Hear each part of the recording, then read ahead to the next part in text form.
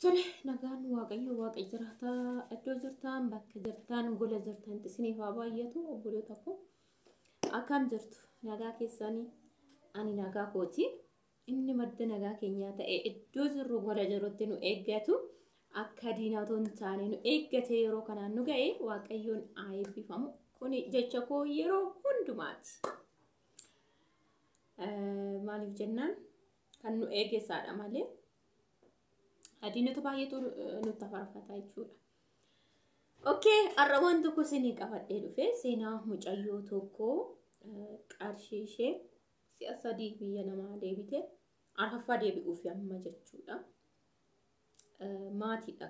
Maatiinis hormees kan jalaa nyaate jechuudha. Isan akkamitti yoom ta'ee maaliif ta'ee isa jedhu sheer isinii godha. Naman beekusiidha seenaa isaasi. Waan hundumaa isaatiis jechuudha. Amma si arfaffaa deebi'uuf deemti jechuudha. Akkamitti ta'emi waliin sheerin isinii godha. Garuu osoon isa keessa hin galiin maatii koo haaraa warri taatan seenatii subscribe godha.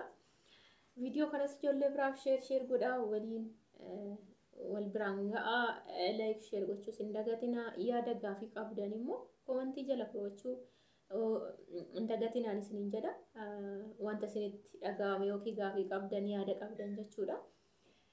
Kallattumaan hin garaga yaadichaatti isinii deebi'a. Akkasiidha gaa mucayyooni nama barattee xumurteerti. Gaa'ila godhatteerti. Riifu godhatteetuma ilmoo godhattee jalqaba isaa jechuudha. Normaalii karuma maatii karuma seerriidhaan jettee sana booda hojiidha jireenya waan ta'eef gara biyya ormaa deemuu yaalte. Achiin namummaa wajjin jiraattu sana daa'imas isuma bira dhiifte waan deemteef isumatti birrii hergaa turte. Isuma amma waggaa 3 hojjette jechuudha. Waggaa 3 sana isumatti hergaa turte. Amma irraa daa'imaaf ta'us ammattiin hojiidhaaf barbaachisus jechuudha. So hojjechaa turte hergaa turte wanti ishiin jechaanii turte yeroo sana lafti akka bitamuudha. Lafti akka bitamuu ittiin haasaa turte inni garuu kallattii biraa qabatee jira. Yeruma sana atattamuma sana namni hin turallee hin bulallee jechuudha. Yeroo galtutti umtuuyyuu hin jiru. Dhufnaanis waluma biraa teegalanii achi booddee walgaafiin dhufa miti birrichi maalirra akka gale maal utuma waliin jiranuu gaggaafattee birriin akka hin jiru barte. Birriin akka hin jiru barte buukii ishiirraa gamtu jira seetanii kan waggaa 3 sana maqaa isaatiin jira yaadaayyuu ishumtuu 25,000 jechuudha. Waggaa 3 hojjettee dhufte siniin jedhee. So otuma gaafiidhaan jiranuu dhugaa baay'ee nama ajaa'iba hin kolfina waaqa baay'ee tokko nama dinqa. Otoo isaan jiranuu otuma gaafatanuu gaaf tokko maal godha seetanii baay'ee wal qaccaqanii yookiin wal gaafatanii achiin otuma wal gaafatanuu mi'a fidatte sigaa ishuma bira jira achuma manuma sana mucaan isa suma jira innis buukittiin sun egaa yoo maqaa isaatiin waan ta'eef isuma harka jira yeroodhaaf. So baay'ee nama dinqa dhugaa. Ammatuma gaafattu baay'ee wal dadhabsiisanii wal gaafatanii sana hidhaanii isa horii biteen namatti kenneen du'an jedhaa sana jedhaa na dhukkubeen waan baay'ee jedha. Okiituma sana wal caqacaqanuu halkanii gaayyuu hin rafan. Rafanii dhugaa waaqayyo isiniin jedha. Mucaasaa fudhateet mi'a ishiin fidde fudhateet utuu ishiin dadhabdeet egaa aarii aannis turte mucaas fudhateet akkaawuntiitti yaadaa isaan jirti ishiis fudhateet dhugaa waaqayyo fudhatee deeme jechuudha. Yeroo dammaqxatti mucaan hin jiru inni hin jiru birriin hin jiru inni ishii fiddee dhufte illee hin jiru deemameera. Achi booddee bakka arguu dadhabde mucaa mallee barbaadde harbuu dadhabde ji'a tokko turte tokkas jettu ji'a uyyuu finne otuma barbaadanu dhabnaan fuudhetii deemera badeera baqan inni sana dura idaa waa biraa karoorseera jechuudha ka biraa wajjin deemaa jira jechuudha mana biraa ijaarrachaa jira jechuudha yookiin dubartii biraas fuudhutti jira jechuudha achiin baqa waan dubbattu dhabdee biyya kee innama naasisa wanti godhan baqa wanti namni isin irratti raawwatu nama naasisa wanta isheen naasuudhumaan duraan surmaa ja'a sadii moo ja'a lamaan taa'atte kan dhufte otoo ji'a hin fixiin daftee deemte jechuudha. Daftee jaraan tikeettii naasirreessatte yaa'u deebi'uudhumaan dhufteesi garuu otoo sun hin gahin naasirreessaatteen jarri dhaqaaf galan kunnee fi dursumayyuu yaa nutti misaati kana yaani tikeettii kunnees ergina isa jedhuudha malee. Kasaa tattamaan dafanii kutanii fi deebite jechuudha. Okay, amma immoo deebitee otoo asin deebiin maqaa obboleessatiin baaftee deemte.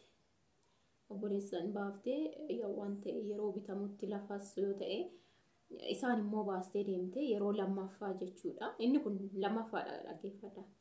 Lammaffaa baastee deemte manuma sanatti deebite. Sana dura yeroo inni jaarira jechaanii turu xiqqoo mana hojjettu sana keessa hin quuqamti turte. Aalattiin viidiyoolee kaasii yoo naa ergatteen bilbila akkasii ofirkaan qabdu. Hojii ishii jaalatu malee jarri akka miidiyaa fayyadamtuun barbaadanii bilbila akkasii qabatte jechuudha. Isa lammataa garuu bilbilas bitattee yeroo deebitu fayyadamaa jirti. Amma immoo obboleessi isatti ergaa turte. Obboleessi numaa bifuudha. Sirmaayyuu biyya gaarii ture immoo kan ishiin turte birrii argatanii itti fayyadaman ture. In ergama. Yeroo baay'ee ammas hin ergama birriin baay'ate waan hin beekudha isiniin jechaan jira sirmaayyuu fagoo miti na amma immoo nama sanaan lafa akka bituuf barbaadde isheen lafa akka bituuf barbaaddeegiin lafti hin barbaadama hin argama utuma jettu booddee innichi fuudhuu gahe mucichi obboleessi ishii kun jechuudha. Obboleessi ishii kun fuudhuu yeroo ga'u obboleessa akkas na yaalatee bakka naa gochaa jira nan galettee gaafa galte gaafa inni fuudhuu irratti sargii irratti jechuudha daftee inafu jettee subettee dhugaa waaqa akkaataa ishiitti galtee nama xiqqoo walitti dhufuudha sirmaayyuu jechuudha akkaataa ishiitti galte anaatu beeka inafu ituman du'e saageessaatte dhufte sirmaayyuu sargiinsaa jimaa sanbata guddaa kan ta'u qidaamee galte ishee kamisa isaa kan garuu kaatee eerpoortii keessatti rakkinni uumame ID ishii expire date ta'ee tureyyuu ganaa igaamaa waan ta'e birrii kaffalanii waan ta'e godhanii jechisanii deemte galtee bakka sargiin ta'ee uumaan beektamu kan ammas gurbaan garuu kan ishiitiin baajaajii bitatee kan ishiitiin mana ijaaree waaqa ofiisaatiin sargiisaa qophee eege amma sana baduuf dhiisuu quban qabdu waan ta'eef kan gaafa sargii iddoo bashannanaallee kaffaltee waan hin beekudha isiniin jedheera kaffaltee wanta barbaachisu kaasee akka fuutee deemte beekaa duras ergaa fi waan turte beekaa dhuunfatti itti fakkaatee ture yeroo sargiin bahee torban wayitti gaafatte yeroo gaafattu Kristos misikiree godhamtuu hin jiru. Amtuu jechuudha bakka amtuu yoo jettan waan akka qabu.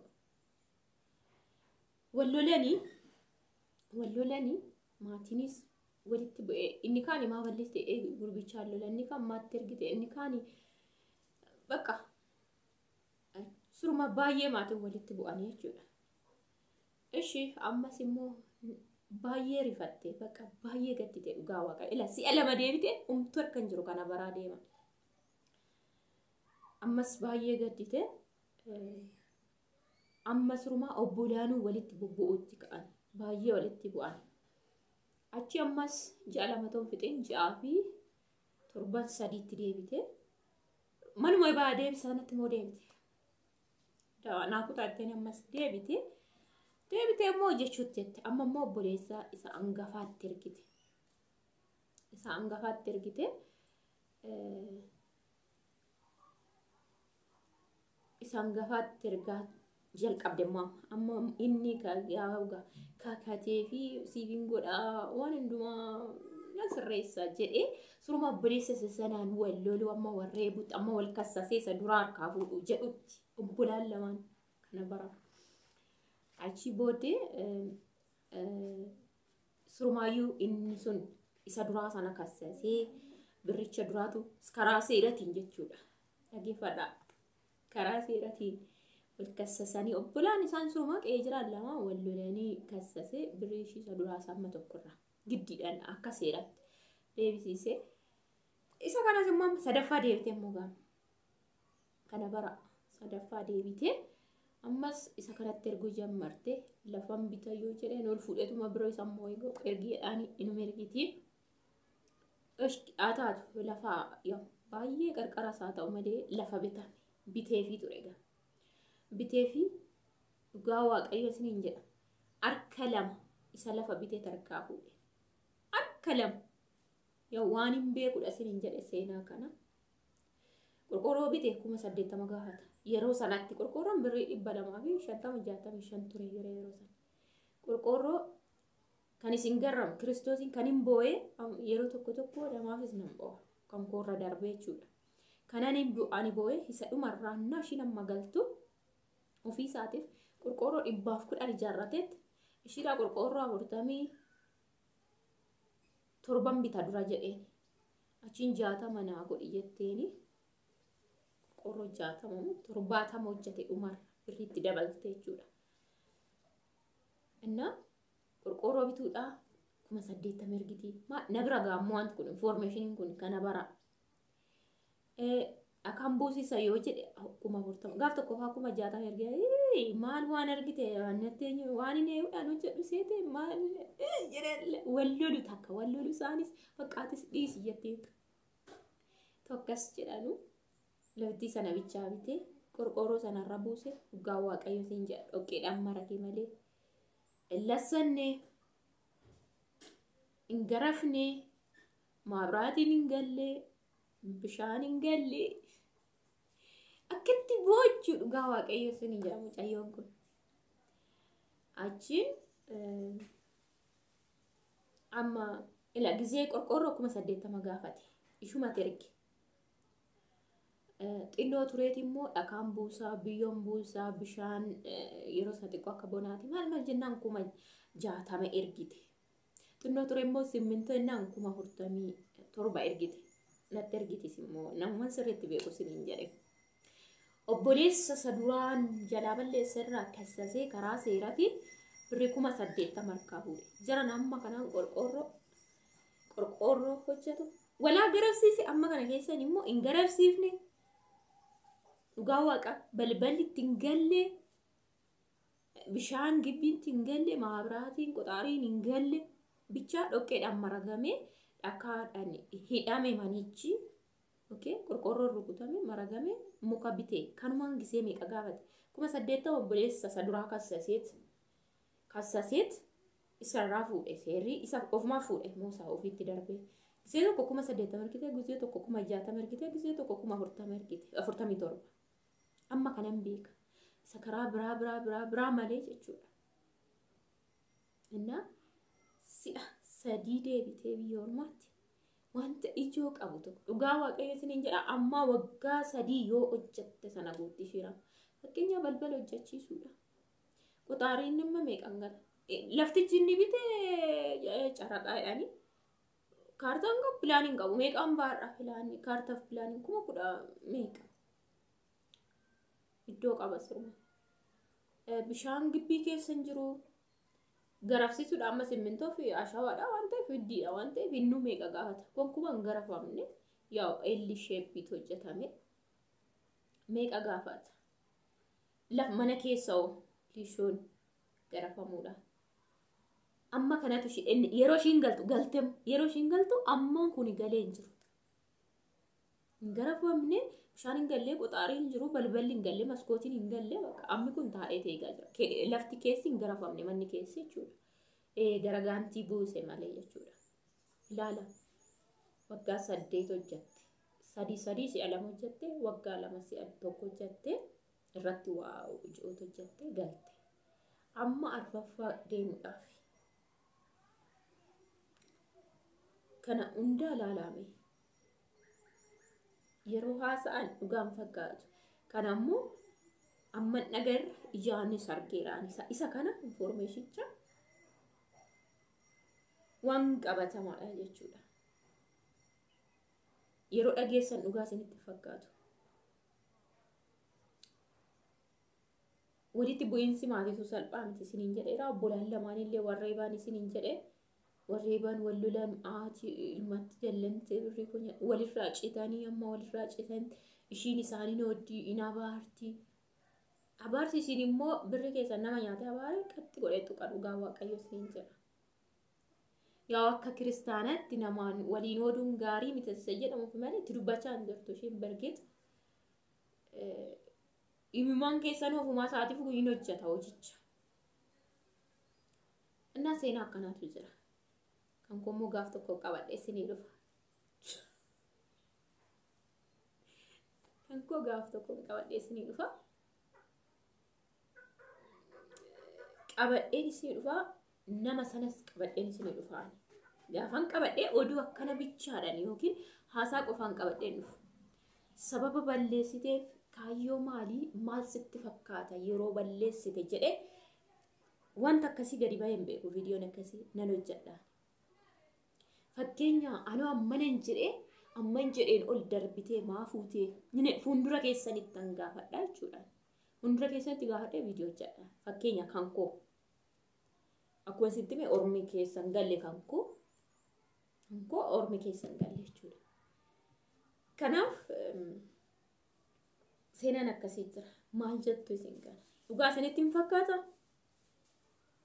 Nama jalqaba kabajaan maatii fa'aan wanti hundi raawwatee ilmoo ishee deemte waggaa 3 nyaate itti fakkaate namni sun illee baay'ee daaraa ta'ee jira dhugaa. Laphee gaabbii fi bifa dhumate keessa jiran. Isheen ganaa roobuu dandeessii bara.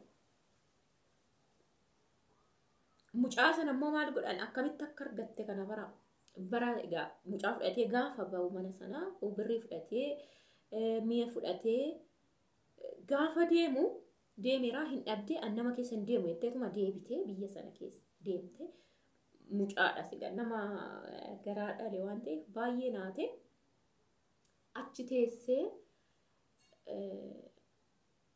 utuun deemin bachaa poolisiitti mani akka iddoo argametti qabamu isa jedhamu mucaadhaaf jecha man argamne achi waggaa 3 ammas deebitee hojjettu sana in argamne isa naa lammaffaa galtu sana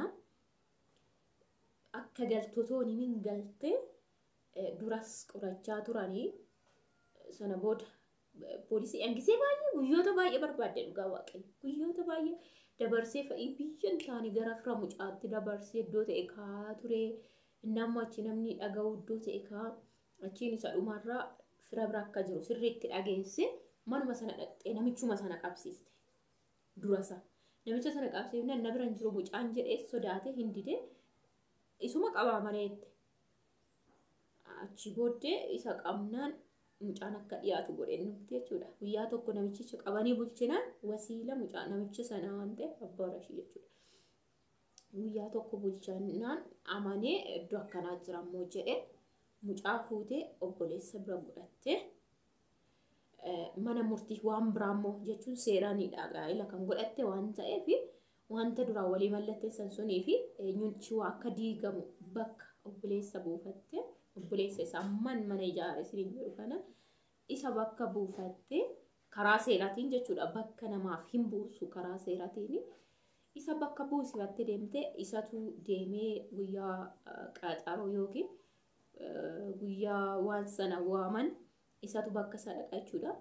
Isa dhumaa poolisiidhaan mucicha qabanii jechuudha. Mucaashii qabanii fi namichicha qabnaan himee qabanii ishiin akka hiramu akka diigamu bakka buuftee deemte obboleessa sana booda gaafa dhumarraa adda diiganiif ishiin achi jirti yeroo surmaa kun diigamu jechuudha. Maaliif obboleessa bakka buufteerti? Wanta ishiin eeyyee jette obboleessi eeyyee jechuu danda'a jechuudha. Hin fudhatamaaf jechuudha. Wanta ishiin feetee eeyyee jette obboleessi dhaqee eeyoo jedhee bakka buufattee waan deemte hin fudhatamaafi mucaashiitu akkasitti argatte jechuudha. Waggaa 3 muluu barbaadaa baanii asii obboloonni barbaadaa baanii dhabdee yeroo galtu erga galte zimmi jettee too jettu information poolisii qabdi guyyaa baay'eetu deemanu kana gawaaniin keessa beeku siniin jedhe booddee qabattee mucaallee fuutee obboleessa bira godhattee deemtee jechuudha. So qormaata amma kanaa ilaala biyya lafaa nama fakkaatee isinitti deemu keessi yeeyyii haalli immoo oola fakkaatee kan deemu baay'eetu jira. Karaa kamiin kallattii kamiin sila waa'ee birrii irratti qofaa miti jireenya mataa keessanii maatii keessas kan hin feene kan hin barbaanne hin jira. Orma keessas guddina keessan kan hin barbaanne hin jira. Baqa gammaduu keessan kan hin barbaanne hin jira. Argachuu keessan kan hin barbaanne hin jira. Caaluu keessan kan hin barbaanne hin jira. Kanaaf caalatti ijoolleen immoo birrii ergitan baay'ee ergina. Wanta haa bitamu jedhan sana amma ta'e tilmaamaa erga muluu isaan ergina. Yeroo ergitaa yeroo kamuyyuu jechuudha birrii. Sawaduu siinki dheeressee chaanaala koo faaraa warri taatan seenaa sabiskiraayib godhaa maatii koo ta'aa na jajjabeessa. Share like gochuun dagatinaa yaada gaafii qabdan immoo koomentii jala naa barreessaa isiniin jedhaa. Nagaan oola.